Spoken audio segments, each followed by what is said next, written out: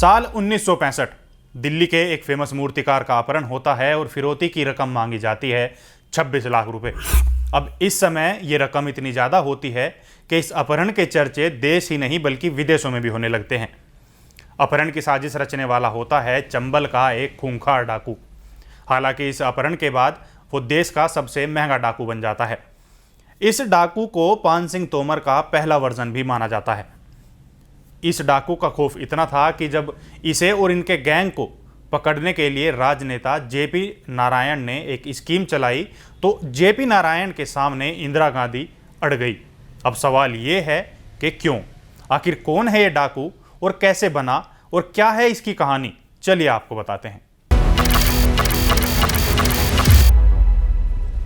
नमस्कार, मैं आकाश देसवाल स्वागत करता हूं आपका क्राइम पेट्रोल के एक नए एपिसोड में। और आज के एपिसोड में जिस डाकू की कहानी हम आपको बताने वाले हैं उसे कभी दद्दा, कभी रॉबिन हुड तो कभी जेंटलमैन डाकू कहा जाता था। उसके नाम के साथ एक और विशेषता जुड़ी थी और वो थी इंडिया का सबसे महंगा डाकू। इस डाकू का नाम था मोहर सिंह गुज्जर।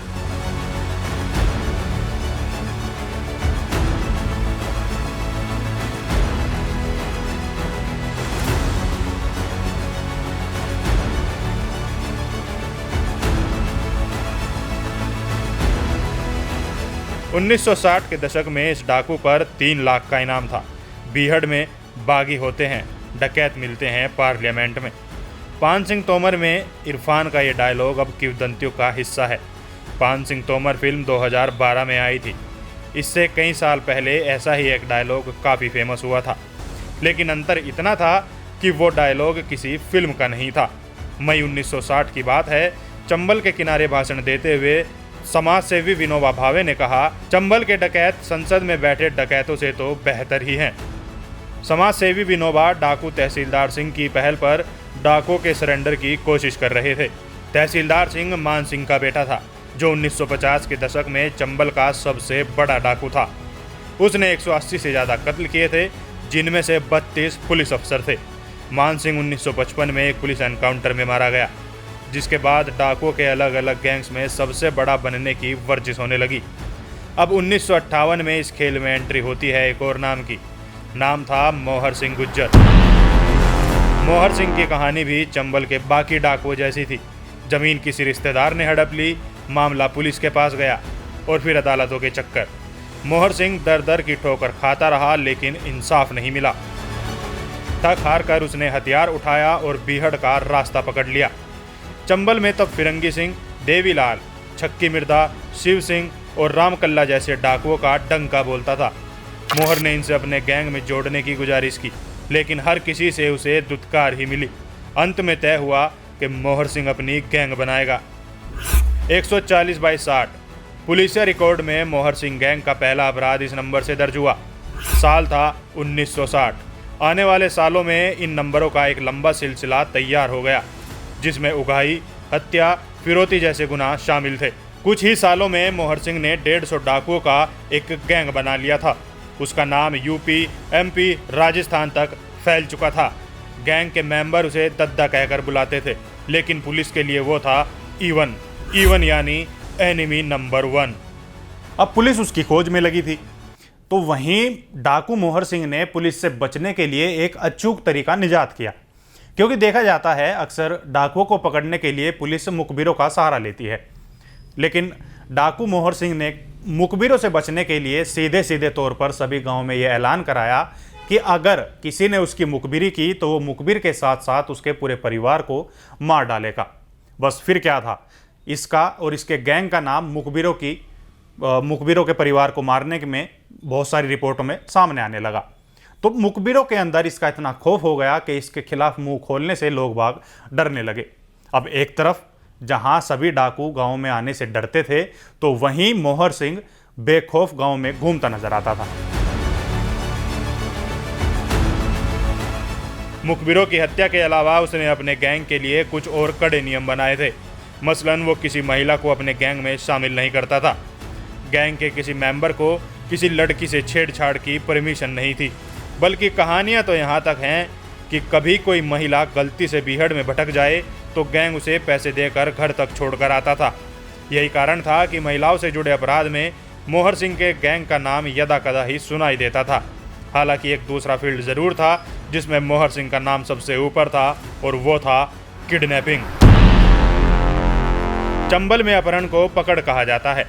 इन्हीं पकड़ से मिली फिरौती से गैंग का काम चलता है।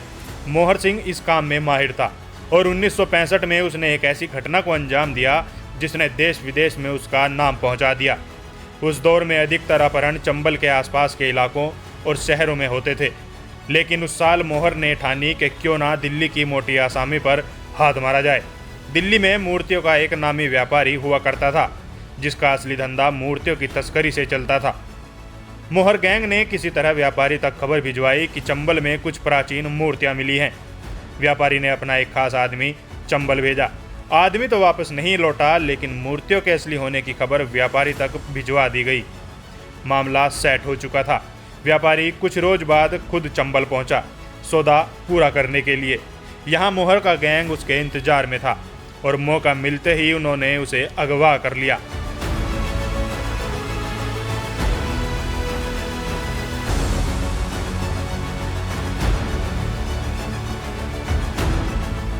अब व्यापारी का संभ्रांत समाज में बड़ा नाम था, इसलिए सरकार तुरंत हरकत में आई।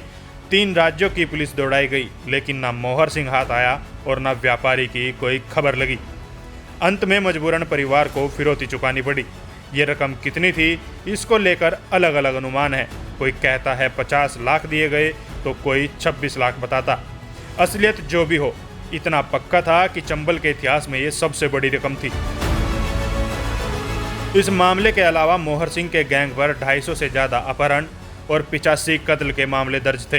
कुल 76 बार उसका पुलिस से सामना हुआ, लेकिन हर बार वो बच निकलता था। 1970 आते आते मोहर सिंह पुलिस के लिए इतना बड़ा सरदर्द बन चुका था कि उसके सिर पर 3 लाख का इनाम रख दिया गया। वहीं उसकी पूरी गैंग को पकड़वाने वाले को पुलिस 12 लाख का इनाम देने वाली थी। ये रकम किसी भी डाकू के सिर पर रखी गई रकम से कई गुना ज़्यादा थी। लगभग 1 दशक तक मोहर सिंह बेताज बादशाह बना रहा, लेकिन फिर गोली का डर तो था ही। उसे एहसास था कि कोई गोली तो होगी जो उसके नाम से दागी जाएगी, और उस रोज न ताज बचेगा न राज। साल 1970। इस समय उसे खबर लगती है कि सरकार डाकुओं के पुनर्वास की योजना बना रही है। जैसा कि शुरुआत में बताया कि 1960 के आसपास समाजसेवी विनोबा भावे ने चंबल के डाकुओं को मुख्यधारा में लाने की पहल की थी, लेकिन जल्द ही वो पहल ठंडी पड़ गई। 1970 में राजनेता जयप्रकाश नारायण ने एक बार फिर इस पहल को जिंदा किया। आउटलुक पत्रिका में पत्रकार जीवन प्रकाश शर्मा के लेख से इस बाबत एक किस्सा मिलता है। लेख के अनुसार जेपी डाकुओं का समर्पण कर उन्हें मुख्यधारा में शामिल करने की स्कीम लेकर इंदिरा से मिलने गए थे। तब इंदिरा ने उनसे कहा था कि वो केवल तभी तैयार होंगी जब मोहर सिंह हथियार डालने के लिए राजी होगा। सरकार की इस पहल पर 1972 में मोहर सिंह और उसका गैंग समर्पण के लिए राजी हो गए। अप्रैल के पहले हफ्ते में मध्य प्रदेश के मोरोना से कुछ 30 किलोमीटर दूर धोरेरा नाम के गांव को खाली करवाया गया। अगले कुछ दिनों में चंबल के 200 डाकू यहां इकट्ठा हो गए और 14 अप्रैल के रोज जयप्रकाश नारायण के सामने मोहर सिंह और उसकी गैंग के साथ कुछ अन्य छोटे मोटे गिरोहों ने आत्मसमर्पण कर दिया। इस दौरान वे सब गांधी की जय, जेपी की जय के नारे लगा रहे थे। सरेंडर के बाद मोहर सिंह और बाकी डाकुओं को ग्वालियर जेल लाया गया। किस्सा है कि अदालत में जब उस पर मुकदमा चला तो जज ने उसे फांसी की सजा सुनाई, साथ में 10,000 रुपये का जुर्माना भी। ये सुनकर मोहर सिंह बोला कि जज साहब, अगर मैं फांसी चढ़ गया तो जुर्माना कौन चुकाएगा। जेल में रहते हुए भी मोहर सिंह की अकड़ कम न हुई। ग्वालियर में जब एक पुलिस अफसर ने डींगे हाँकी तो मोहर सिंह ने जेल से उन्हें चुनौती दे डाली और कहा कि अंदर ही 2-2 हाथ करके देख ले। ऐसी कहानियां कई हैं, लेकिन चंबल की घाटियों की तरह इनका भी पक्का और छोर नहीं मिलता। मोहर सिंह को आखिरकार 20 साल की सजा सुनाई गई और अच्छे व्यवहार के चलते 1980 में उन्हें रिहाई मिल गई और साथ ही एक नाम भी मिला, जेंटलमैन डकैत। जेल से बाहर आकर आत्मसमर्पण के एवज में सरकार से मिली 35 एकड़ जमीन में उसने खेती शुरू की। इसी दौरान हालांकि उसे एक फिल्म में काम करने का मौका भी मिला, 1982 में रिलीज हुई फिल्म चंबल के डाकू में उसने एक डाकू का रोल किया। इसके 12 साल बाद मोहर सिंह ने राजनीति का दामन थामा और कांग्रेस को ज्वाइन किया। उन्होंने फिर नगर पंचायत का चुनाव लड़ा, जिसमें उन्होंने जीत भी दर्ज की।